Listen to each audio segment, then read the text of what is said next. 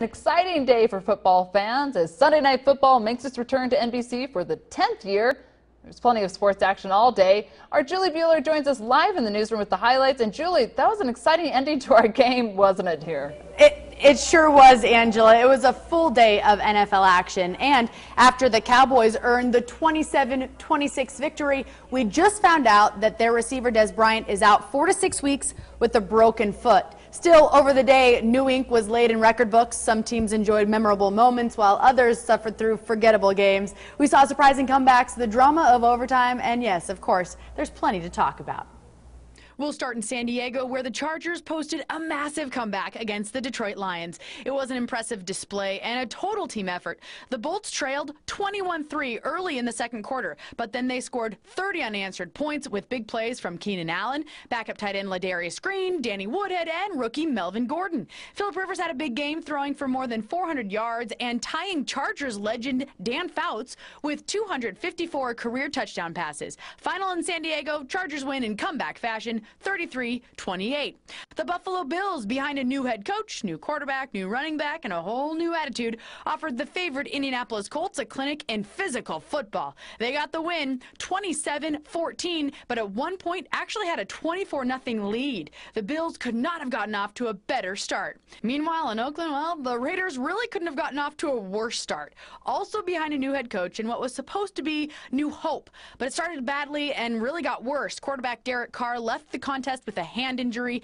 He would not return, and the Raiders were never in the game. They got drop-kicked by the Bengals, 33-13, the final. How about our local connection? DJ Alexander, number 57 for the Kansas City Chiefs, collected 2 special teams tackles in his pro debut. The former Palm Desert Aztec saw action in the Chiefs' dominating win over the Houston Texans, 27-20, the final there.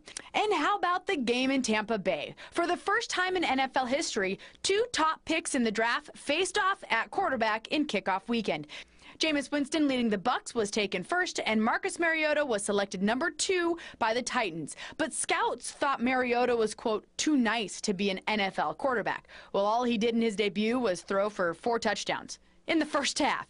He became the first rookie ever to earn a perfect passer rating in opening weekend. So chalk up a win for the Titans, 42-14, and how about a win for the nice guys? The St. Louis Rams needed overtime to beat the Seattle Seahawks. This is a game Seahawks fans would like to have back. Not only did the Rams' defensive line stop Marshawn Lynch at key points, but they also recovered an onside kick to begin overtime, which essentially sealed the deal. But Seattle head coach Pete Carroll claimed that it was an unintentional onside kick.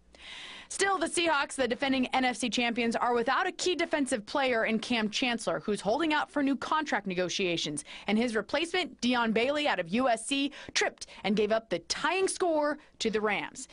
Interestingly enough, it was the highest scoring game of the day, and this is 2 of the NFL's best defenses. 34-31, the final. And the Denver Broncos and Baltimore Ravens generally have high-scoring affairs. Last time they met, Peyton Manning threw for 7 touchdowns by himself. But that wasn't the case Sunday. Neither team scored an offensive touchdown. It was their defenses that did the heavy lifting, and the Broncos got the win, 19-13. And the Packers, Panthers, Jets, Dolphins, and Cardinals also got wins today. Now the Eagles will travel to take on the Falcons, and the Vikings travel to Santa Clara to take on the 49ers for Monday Night Football. I'm live in the newsroom, Julie Bueller, KMIR News. Thank you, Julie. Looking forward to Sunday Night Football.